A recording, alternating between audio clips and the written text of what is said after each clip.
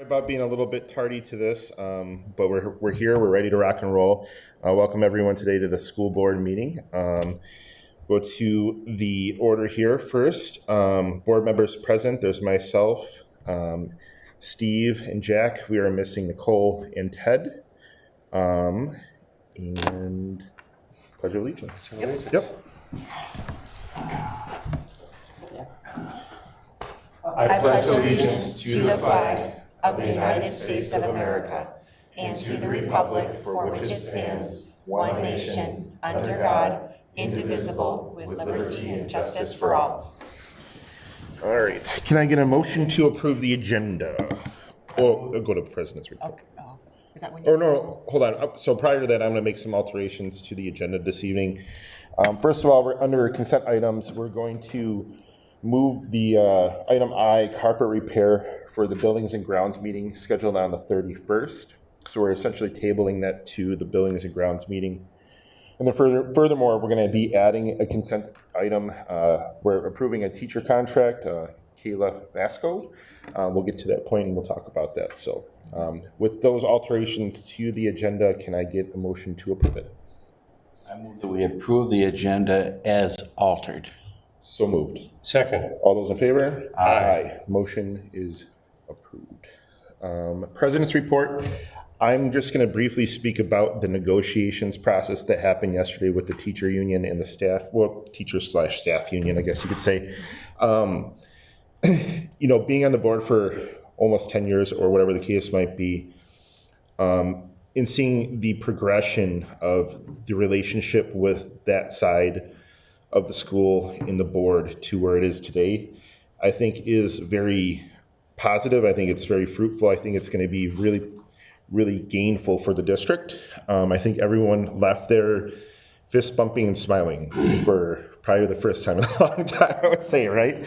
I think, we have an obligation to the students here to make sure that we're maintaining an appropriate level of qualification of teachers here. And I think we do have great teachers and staff alike. So I know Ted and I and Nicole, who was part of that, and the administration and the teachers, it probably was one of the quickest CPI/approval things we did last night. So it's very, it's doing good things feels good. So yes. Doing the right things feels good. So I'll just say that as far as the president's report, I know that Ted would have spoke about the same thing. It was Ted and I yesterday in that room, and it was awesome. So, right. If I could interject something, I need help with something for Yeah. What was the date that the agenda for this meeting was sent out? Yeah, he'll help you out. We had the same issue for a second.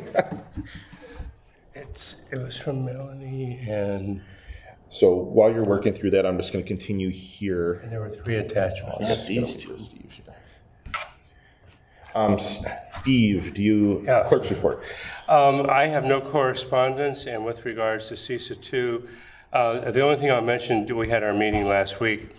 I think of the 64, either 63 or 64 school districts that are part of CISA 2, and we're the largest in terms of number of school districts.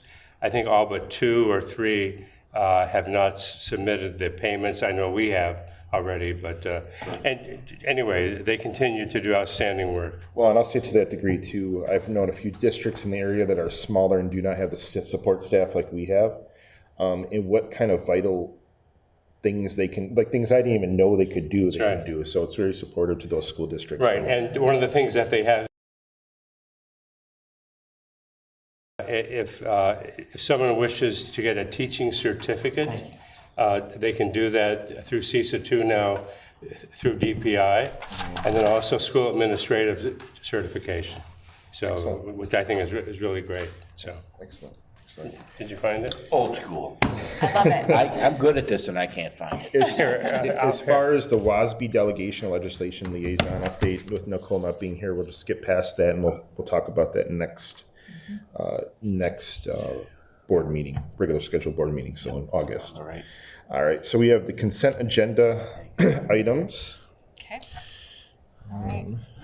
So I'm going to read and approve the treasurer's report on behalf of Nicole Haas. She does get this ahead of time, and this has already been reviewed by her too. So The CBS operating account with a balance of $315,850.59. The CSB Flex account with a balance of $22,767.65. Petty cash with a balance of $300. LGIP with a balance of $2,435,508.22. And a WISC with a balance of $9,462,596.90 for a grand cash and investment asset total of $12,237,023.36. And a Fund 10 and 27 asset total balance of $2,220,244. And then payment for accounts payable bills. I'd like to present the payment accounts dated from June 1st to June 30th, 2024. This includes paper checks numbered 72660 to 72721, wire transfer checks numbered 2002-301-403 to 2002-301-730, and HCH checks numbered 232-400-155 to 232-400-168 for a total of $1,735,573.06. And then for the monthly revenue and expense report, just a couple brief things. So the fiscal year just ended in June. And so overall, total revenue came in slightly higher than projected, and this was due to higher state aid, which was a mental health grant, and per pupil aid. On the expenses side of that, they came in slightly lower than projected, but some remaining invoices still may trickle in for the next couple weeks. We do have to make a decision about our Fund 46 transfer fund balance later in the action items, just to let everyone know about that. Oh, did I not go the fastest to this one yet? Did you already say this one? I said that one. I'm You're sorry. good. All right, we'll need a motion. I just saw my page. I move to approve the consent agenda items A through H as presented. So moved. Second. All those in favor? Aye. Motion passes. I'm getting slower, you know? You're okay. There's three of us, so I assume, yeah. We're good. All right. All right, so even though this is a consent agenda, it's always important for us to make sure we're just giving the board an update on some of these things. We are going to be approving the resignation for Reed, and he's a band teacher. He's been looking for a number of years for a position closer to home. And so it is sad for us. We do wish him the very best. We will be assessing liquidated damages of $2,000 in that process, and he understands that, and so does his district he's going to. I just want to say Christy has kept me up to speed on the interviews. There's a really strong pool of candidates out there for band teachers, so I think she's going to have some options she gets to go with. So we're really excited about the program. What candidates are offering sounds like we're going to have the program to have a lot new ideas, fresh ideas, or maybe not necessarily new ideas, but bringing back some ideas that we've lost. Sure. And then Is that the usual amount for liquidated damages? yeah, at this stage. At this stage, because it was after July 1st. Right, okay. Yeah. And then also, I mean, it's very common for districts that they move to pay this amount. Correct. As part of their. Right, okay. Yeah. Thank you. And it was, I think, advantageous for the school to bring somebody in who actually understands the position to help do the interviews. It's difficult for anyone to interview a specialized area like instrumental music without understanding what it needs. Like what would you double if you don't have a French horn player? You know, who'd cover the part? Do you march? Stuff like that. And you Christy did a good job reaching out to make sure she's got representation. Is that something that you're able to do? Well, Adam Sheely's covering it from the high school. No, I can that was do somewhat it. of a joke. Yes, thank you. Okay. And then we also want to approve the experience as a para in a program that looks very similar to the one she's going to be teaching, and then 5 years as a teacher. So even though she comes in with 5 years teaching experience, she has 10 years in the educational setting with working with students that she'll be serving in our SAIL program. So just giving you that update too. All right. Can I get a motion maybe? Can we get a motion? Yeah, I move to approve the consent agenda item I as presented. So moved. Second? All those in favor? Aye. All those opposed? Motion passes. All right, and there, I don't think there's anyone here that has a comment, I don't think. So traditionally how this will work too, have we gone through all No. that? Okay, so anyone who has, from the community, who has a question for the board, or has, not a question, but public comment, right? We're not supposed to necessarily go back and forth. They have to submit it prior to an email, 24 hours prior at least to this board meeting. So moving forward, you'll have a list, so, okay. okay. All right, so we have an assessment update. So we're gonna have Craig come up. Earlier this year, we had promised to provide some assessment data on how our students were doing throughout the year, looking at MAP assessment information. Hopefully by our retreat in August, we'll have information on forward. Craig is gonna allude to some of those data, but he's got a great presentation put together. So I'll have him come up, and do you want me to, you wanna point to me or you wanna take the clicker? You can, I'll Okay. click it. Okay. All right, so we're gonna start off with our, we pulled up, I think, the most comprehensive set of data we have from last spring to this spring, looking at both growth and achievement.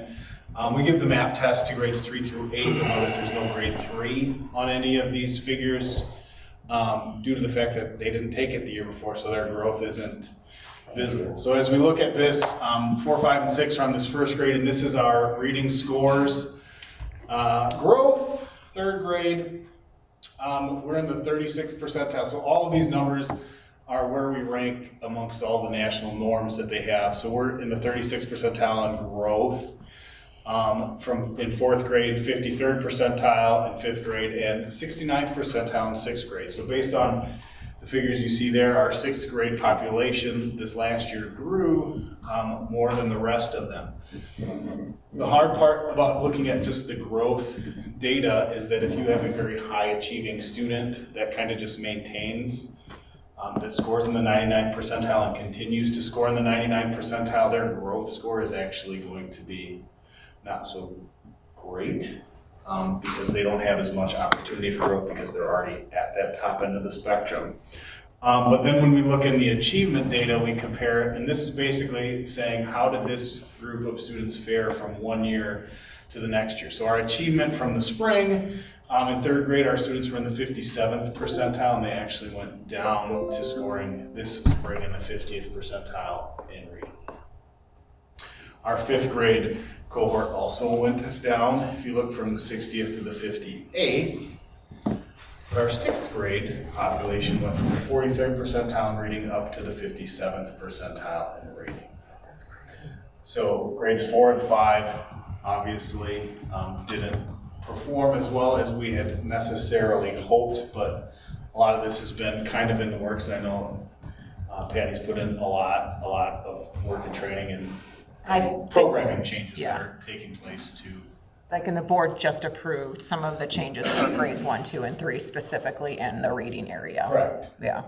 Isn't it true, though, that as we look at all this, with scores dropping or not being where I'm going to use the phrase, where they should be, the impact of COVID and I know on a state and national level, it's had a great impact on overall test scores, whether it's MAP scores, whether it's SAT, ACT, all those sorts of scores have dropped anywhere from 10 to 35%. Correct. Across the country.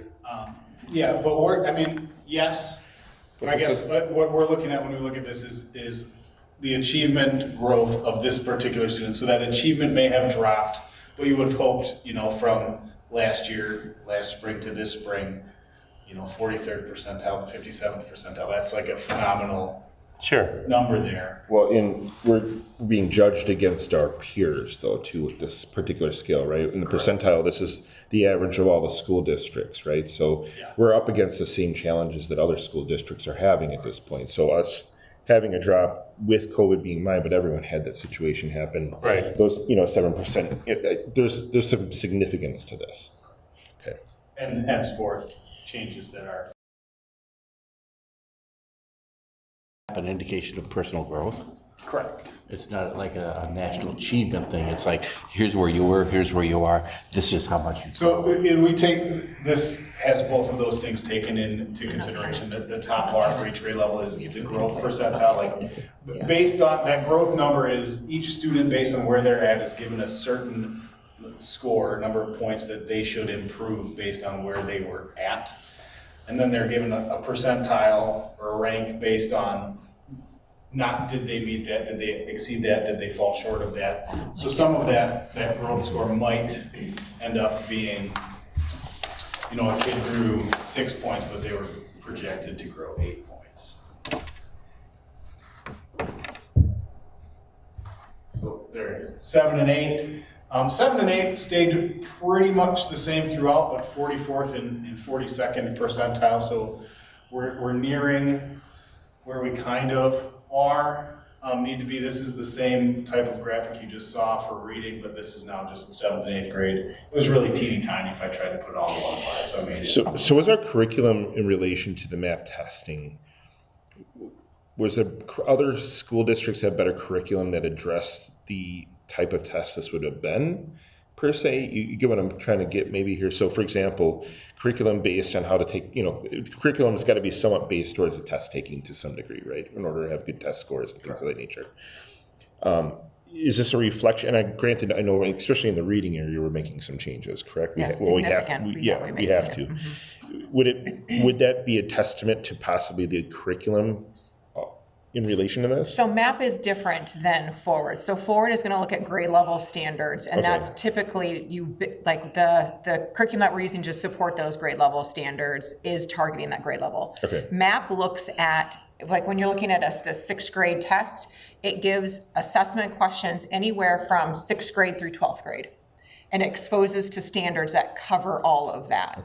So the trick for this type of assessment is, because I worked for NWA for a little bit, what I know about the assessment, yes, it gives you this national sense of where students are across all students. So to your point, everyone experienced COVID together, and NWA just has, they're putting out Thursday a presentation, a webinar on, what are these data telling us about the COVID impact.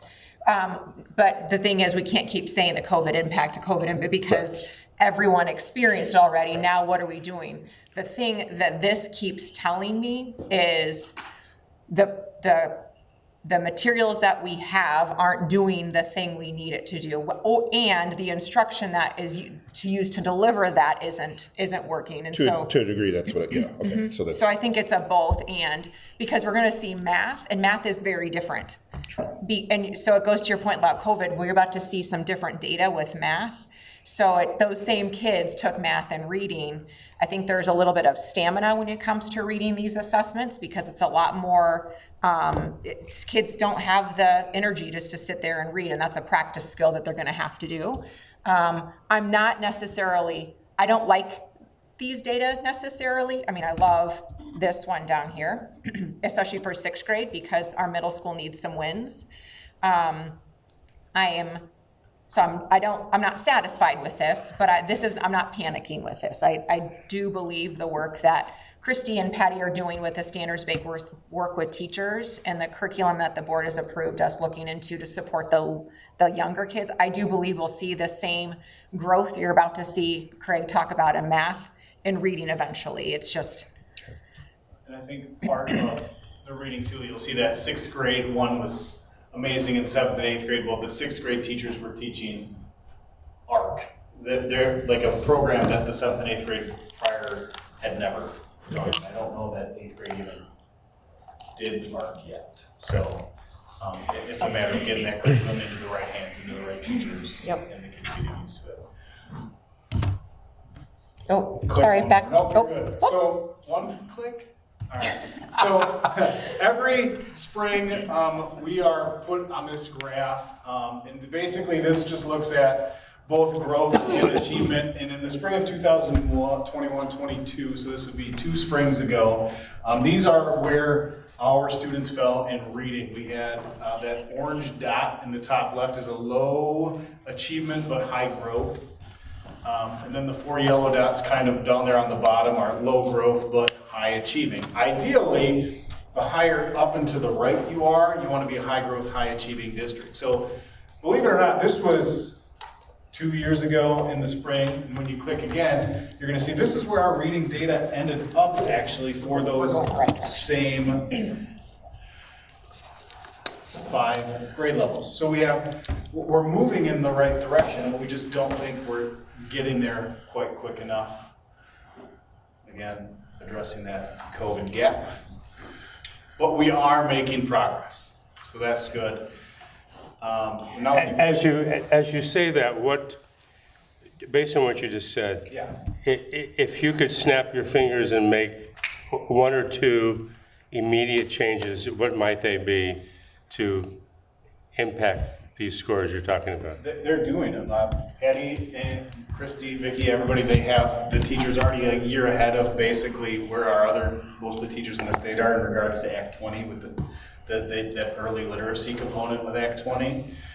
We've had how many teachers take the CISA 2, CISA 6?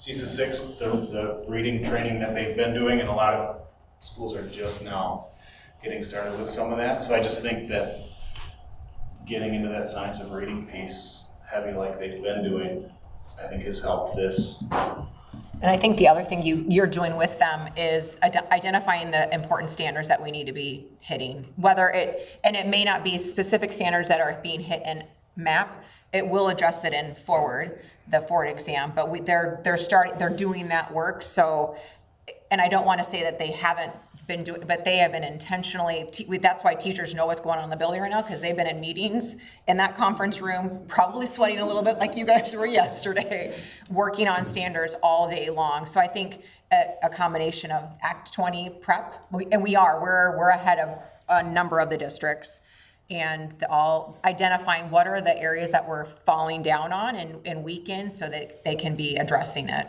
We're taking all of those statements, or the teachers are, with Christy and Patty. I sit in there and just type. But they're taking all of those standards and they're breaking down what is essential, and we're taking all those standards and not just giving, the plan is to not give the parents just the standards and what they are, but we're breaking them down into I can statements that specifies what does this standard mean. So we're putting it in more parent-friendly language, so when we report out to the parents on these standards, they have a better idea of what exactly we're talking about. Yeah. So that's the hope. But those are good questions. Okay, thank you. All right. Math. Math looks a little better. Our growth here, 4th grade, 5th grade, 6th grade, above the 50th percentile. One thing to point out too is like that these are broken into 20% chunks. So the red is 0 to 20% against the norms. The orange is 21 to 40 and so on. They're all like 20% chunks. So math, the growth is great in 4th, 5th, especially 6th grade. And you will see that the achievement in 4th grade, 5th grade, and 6th grade is also increased in every one of these grade level bands. One thing to point out too is that in every single one of these, the number or the percentage of our students in the red has decreased over the last year, and the number of students in the blue in that top 20 percentile has also increased. So things are working in the right direction for us here. And then the same is true when you click over and you look at 7th grade.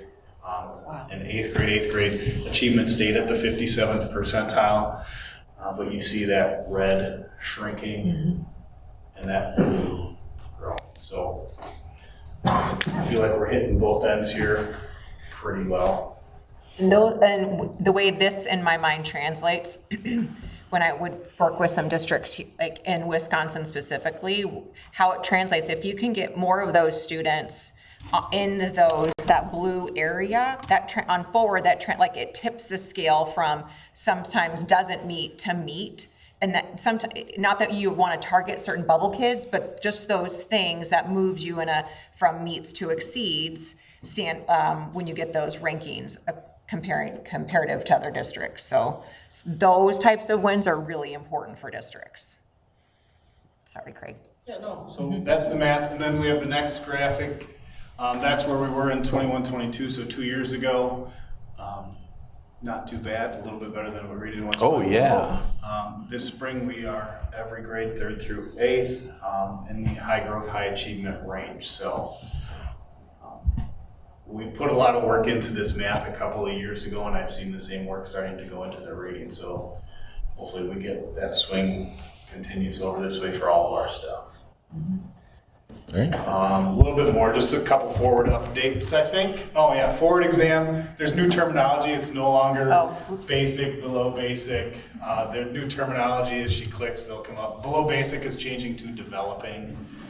Basic is changing to approaching. Proficient is meeting, and advanced stays as advanced. So it's just new, a Nomenclature. little bit more positive terminology. My next week is going to be really fun. Our forward summary data is due back this Friday, so we're supposed to, our file is supposed to be ready come Friday, so I'm not sure exactly who gets to see all of that besides us. I know You'll get it. It's embargoed It's till embargoed, October, so. But you'll be able to share it at our retreat. Yeah, Correct. yeah. I can't share it at this, like a public meeting until way later, but we'll have a pretty good snapshot on how forward testing went. Okay. Hold on. For some reason, I saw this slide, but I must have repressed. Like, you didn't connect the date with it's coming real soon? Yeah. Okay. Soon. Yeah, Okay. so we're Okay. excited. I think the forward, Christy wanted to bring in like more of a testing environment. When we did forward testing, we had a lot of hands on deck in this building, people running everywhere. We totally changed the environment. You're right. And, Yeah. and people started talking about testing like it's a positive thing. And I feel like just getting it into not a scary thing for the kids and the teachers, just talk about it like it is. I'm hopeful. I know there's nervous people. As a parent, I know that we specifically would talk about the importance of this, you know. And then, having a conversation with what I do here and then what you do there, and then with my wife being a teacher, and we kind of just sat down and talked with them about how important it is to take it seriously. So they may or may not continue to use their video games, depending on their idle threats always happen. No, so. Yeah, it's all just good friends. But, yeah, so that'll come back Friday, and then by retreat time, we'll have some summary stuff. And I know from being a parent that you guys put a lot of emphasis on trying to positively influence the kids to do good during that test. And I hope that continues to a level in which the parents start to understand the importance of that too, right? So I understand, obviously, for obvious reasons. Everyone on the board probably understands that, right? But as a parent, if anything else, having them understand what that means to the school district and what it can do for us in the future, it's very, very important. So We will see. yeah, I'm optimistic. Thank you, Great. Okay, thanks. Hopefully, All right, I put this particular information in your board update on Friday, but just wanted to make sure the public was aware. Part of our strategic plan was to ensure that we are taking qualitative and quantitative data from our staff. We've done it with students the previous year, so we're going to be alternating between staff, students, and parents for various years, but we'll give this one 2 years in a row. In order to be, the reason we chose Great Places to Work, it's not just an educational survey. And the reason we specifically chose a survey that's not just for educators is because we do have educators leaving for for-profit sectors. And so we don't want to just be a great place to work in the educational field. We want to be known as one of the greatest places to work. And so there's normed data that you're going to see here. But in order to do this, we needed to make sure that we gave the survey out to everyone. And it allowed open-ended questions, but most of it was based on survey responses. And of the staff who took it, we gave it to 151. We had 75% take it. So really proud of that response rate. In order to get our score, we needed to have a 64.5 or better in order for us to be acknowledged as a great place to work. Some of the statements that were strengths and also show some opportunities in your board update. You also saw some areas that we can grow in.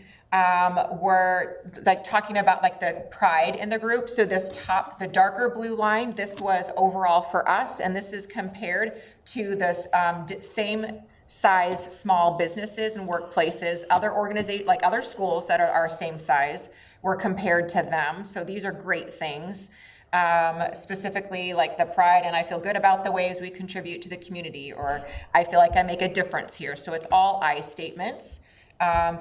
People feeling that they're treated fairly regardless of their gender. Those are things that were strengths. And then conversely, some of the opportunities that it pointed out for us. So again, that dark blue line is us compared to the best small and medium places to work. People maybe not feeling, looking forward to coming to work here. Camaraderie, some of the things that, and if they change roles, did that new grade level or that new department make them feel welcome? And I want to point out, like, the things like people here are paid fairly for the work they do. While these data, I feel like are low, and these are baseline data, there are already things in place we are doing to make those changes. Nick alluded to it right in his report, and we'll talk about that in a minute when we do our compensation discussion for this year. But we're really trying to find fringe benefits that make our staff do feel important. We're looking for ways. We've created another committee where it's called our administrative council, where we've got members from our custodial and maintenance team will be on it. I've got more teachers on it working with the administration. I'm really trying to level things out and get the voices of everyone heard. So Christy has people at her level for building leadership teams. Patty has department heads. So these all consist of teachers and things. So we're trying to make sure that people have a way to get the information and feel valued. But these data, I don't want them to stay here. Yeah. One thing I'll say about this, because I work in an organization where this is very paramount to how we approach even hiring people, right? And I don't want to say that in the industry where it's highly competitive in the private sector so much I don't want to say inflation is necessarily a thing. There's a level of expectation I think some organizations expect from their employees, right? So when I see these median, where the blue is, right, the light blue compared to the dark blue, I think going against, private and public sectors, and you put those all together, we're already at a disadvantage because our funding holds us to certain points where other places, profits dictate that, right? Sure. So we're not a profit organization, right? So, when you get to this page specifically and I see this, it doesn't startle me too much because it's just different. You can't compare, an insurance agency to a public school system. There's just no way that you can compare those two, where you would have one person in insurance that can be making X amount of money. And here you kind of know where you're going to be. Let's be fair, teachers should get paid more if you ask for the work that they do. But unfortunately, there's guidelines and stringencies that hold that. So when I look at that, it doesn't really startle me at all, to be fair. So great learning experience. The light blue isn't the median. The light blue is it's the median of like the top 10%. Oh, the top 10%. Okay, I didn't. It's the best ones they've qualified in their top. Okay, so it's hard to judge where we're at per se. With that being said, in a sense, right? Okay, sure. But even less than the top 10%, it still doesn't startle me because it's hard. They should change this best workplace and how they skew the questions based on public and private sector situations, I would think. And I'm not so worried about that because of what when we talk about the compensation model, we've got people on that. I don't need those to say, I do think this will move though, from 39. My goal, can we move to 40, 41? I think the work we're doing with our teachers, being transparent, I think. It's a metric that we can gauge ourselves. Just one metric and just one area of profit. We don't profit share, but that's just a small measure of the whole pie of where I want the whole thing to, the average to improve, not just individual areas. Makes sense. So then really quickly, the demographics. I think this is important and interesting for us to pay attention to. And Because when we look here, taking everything into account based on age, how would people say would they say this is a great place to work? And we can see that our area of the lowest, we have the ages between 26 and 34. That's the lowest area.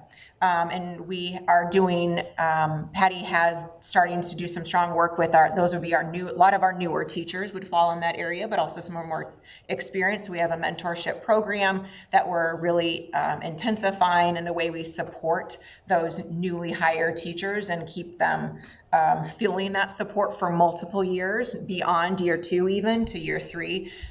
We're trying to be intentional here, but it's also great to see that our staff who are in these age ranges here they feel like this is a great place to work.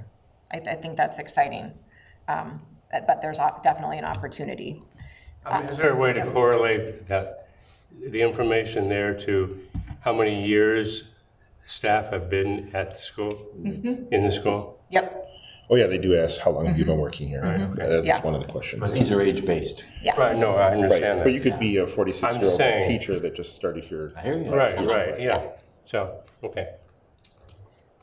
There is a norming piece of data, but in order to keep this shorter, I'll just send that to an update. But there is a norm to see we are exceeding all the norms. So we didn't take every single question, so they dropped some of those questions that you were talking about. And we do exceed it. It's still not to where I want to be. Sure. But overall, it says that 73% of our staff say this is a great place to work compared to 57% of employees in the US-based companies. And then you've got the Salem school compared to a typical school. My desire would just to see that 70, that's a baseline. So Sure. my goal is to do better as an organization. Any other questions? Negative. Okay. All right, so every year you have to approve updates to our student and parent handbook. There were no significant changes this particular year. I just wanted to note a few things. I did add our mission and a forward. The forward just simply stating that this particular handbook trumps the previous handbooks. And then Title IX coordinators, their contact information, because we have 2 now. Marquez is no longer here, so Ryan is one of the Title IX coordinators, and the Director of Special Education, Kate Flanagan, is the other one. We did, last month, you updated the school fee schedule, so I put that in there. And then once this is updated, we're excited. Christy worked with the Director of Technology to make sure that this would go in our registration process. So it's just part of that check boxes that parents approved, that they've read it. So that'll actually streamline quite a bit. All right. Can we get a motion? I move to approve the student parent handbook for the 24-25 school year. So moved. Second. All those in favor? Aye. All those opposed? Motion carries. All right, did you want me to start? Go ahead. do it, it's fine, Okay, it's go okay. ahead. Yep. So we kind of started, we met in our personal committee meeting yesterday, and obviously we met about talking when we negotiated what we were presenting for wage increases, and I just want to kind of give a little background information on that. So CPI for this year is 4.12% for this year, and that's down from 8% in 23 in the school year 23 and 24. Our revenue limit per pupil increase was $325 from the state in 24-25, which was a 2.95% increase. However, obviously, if our costs are at 4.12% and our revenue is only going up 2.95%, you can see how that would make some challenges when we're obviously doing budgets and things like that. As far as future state funding, that's uncertain at this time. And then our one-time federal revenue ESSER expired in 23-24. So then we kind of look at our base wages and things like that. So we had step and lane changes, and those have been done each year. So if you're looking in the orange column, each year teachers are here. They get $900 for every step they take or every year they're here. And then they can also move in a lane, and the lanes go from bachelor's to master's plus 30. And so if a teacher moves from a bachelor's to a master's, they would get an extra $6,000. And if they move from a master's to a master's plus 30, they'd receive an extra $4,000. So again, looking in those orange columns right there, you'll see for this upcoming year, we have $46,800 going towards just the lane increases. So that's for 52 teachers. And then, or for, excuse me, step creases, and then for lane creases, we've got 2 teachers for $12,000. So we have a total steps and lane increase of $58,800. So that was already in place for this upcoming year. And the part that we negotiated then was what we agreed upon was we ended up adding $1,500 to each cell on the compensation model. Again, this goes to their total base every single year, so this is guaranteed. And so then that ended up totaling $114,000 or 2.26%. And then so therefore the total increase, including step and lane movement and the cell increase, comes out to $172,800 or 3.42%. And just as it was what, 4.12 was the? Yeah. Correct. Yeah. And that doesn't include our supplemental, which we'll approve right after this slide too. But we do need, so, and this was part of the conversation last night, very beautiful conversation. They were actually not even expecting to have the board even offer that amount. They were very grateful. Yeah, without going into much detail, because there's a lot of conversation back and forth, just to kind of exemplify the process, we felt that with all the changes, with everything that we're trying to do, Fund 76, things of this nature, we really wanted to go into this school year with a really positive attitude about everything, considering, the referendum situation that we'll be coming into, and then also the construction project. Just the relationship with that whole sect has gotten so much better, and this was just kind of like the exclamation point on it. And it was good stuff. So I've seen a lot of negotiations, a lot of contracts, and some years you can just feel the tension in the air. And when I walked out here the other day, one of the negotiating teachers was walking in smiling. Yeah. And I'm like, that's nice. I'll say from that perspective, I think the common work was we're a team. So let's be a team, right? Let's be open, honest, and work on this together. So that's kind of been since early on when we first started negotiations to where we are right now. I think that was really the idea set that we're all a team. So I think it really showed. So It's good. It was. Motion please. Sorry. I move to approve the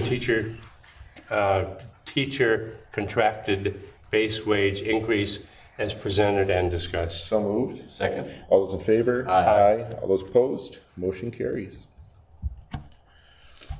And then the next one was for teacher and contract staff for a supplemental pay increase. So this is for teachers who have already moved as far as they can on the compensation model. So on it, they're basically in the lower right quadrant, or as high as you can go or as low as you can go, depending on how you want to look at it.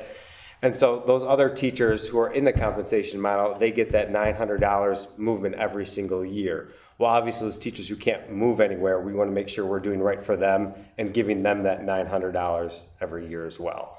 For as a longevity.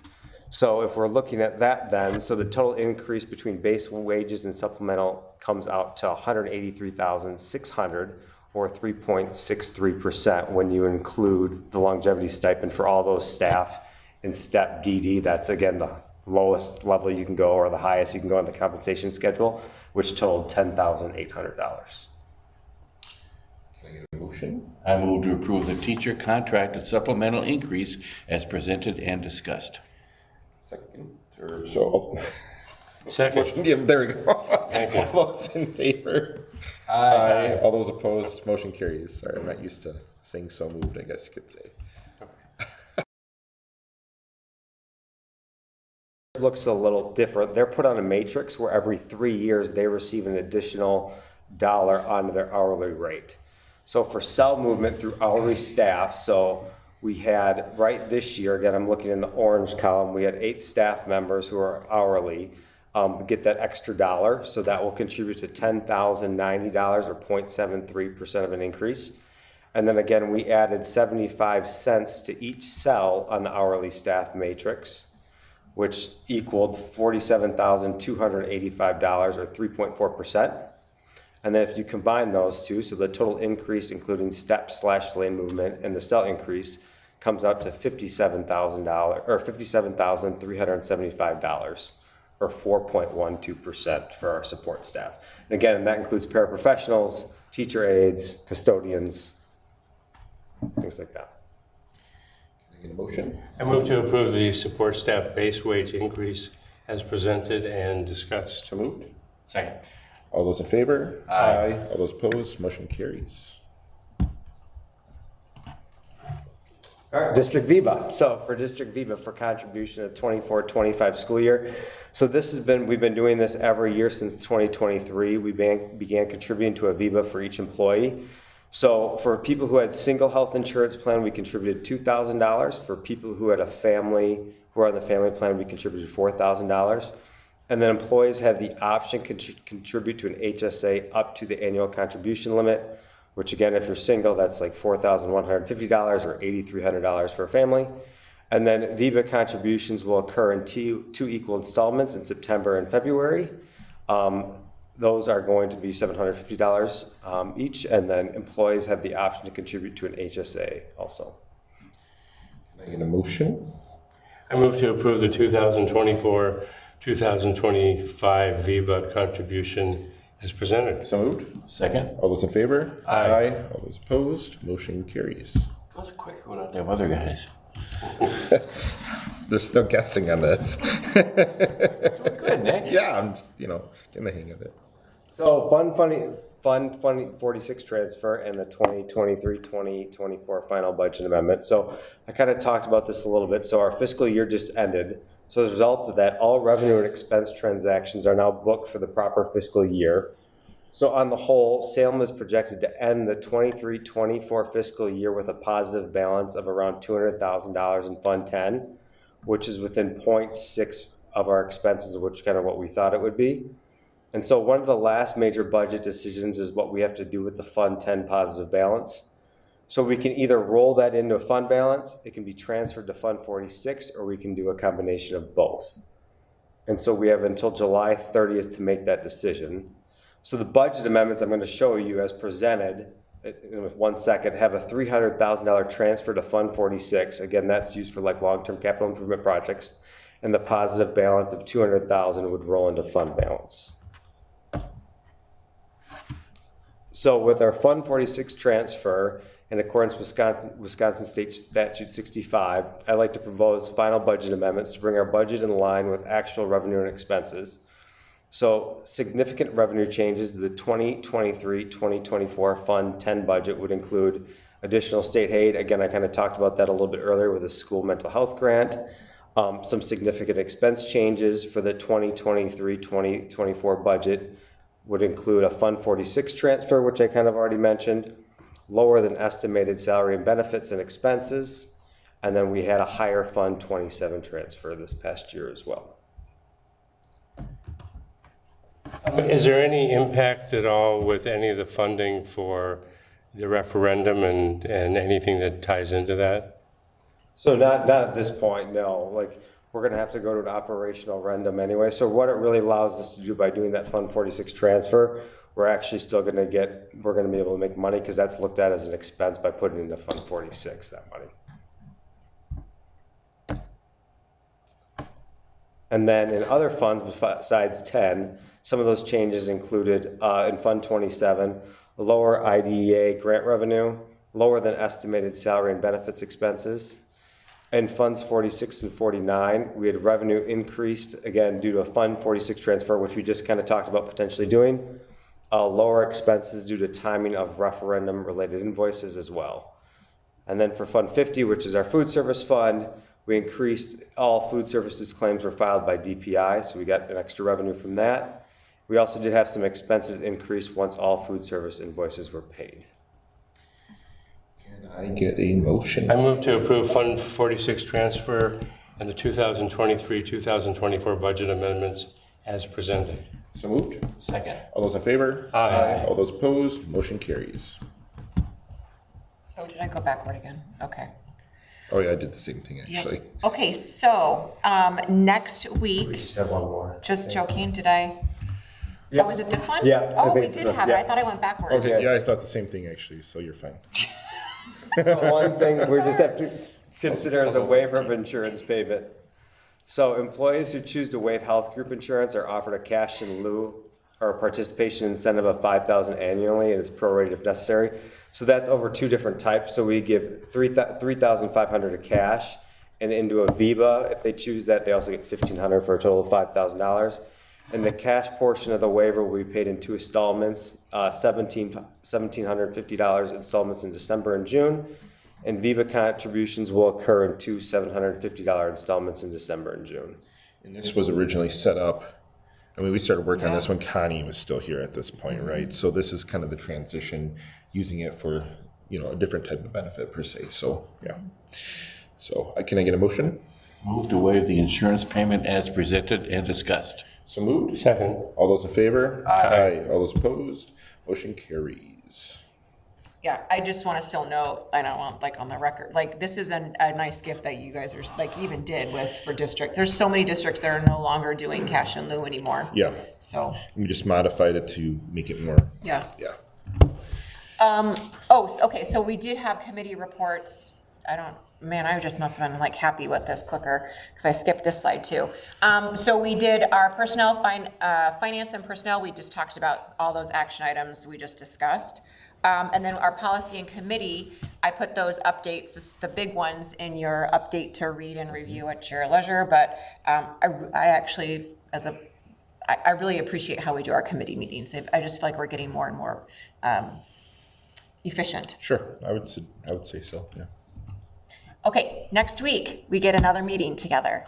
The 3 of us, actually, together. We're going to do a tour, so wear closed-toed shoes. That's going to be part of it. I'll put that in a note. Is this part of this standard meeting that would happen too normally on that week? This is a day after that. The day You after get that. to be here twice. Okay. I know you love that. That on the 31st? Yes, sir. Yeah. Got that. I'll send a calendar invite as a reminder. 11 o'clock, closed-toe shoes, we'll do a tour. And then we're going to, the item that we tabled from tonight, talking about some of the carpet repairs that will be on that agenda. So, Yeah. okay. And the retreat is on the August 27th. 27th. right. All right. And that it's on the same day, apparently. I'll add that next time. Thank you. Thank you, Steve. Okay. All right. Can I get it? Do I put a motion? A motion to adjourn the meeting at 7:03 p.m. I move to adjourn the meeting at 7:03 p.m. So moved. Second. All those in favor? Aye. All those opposed? Motion carries.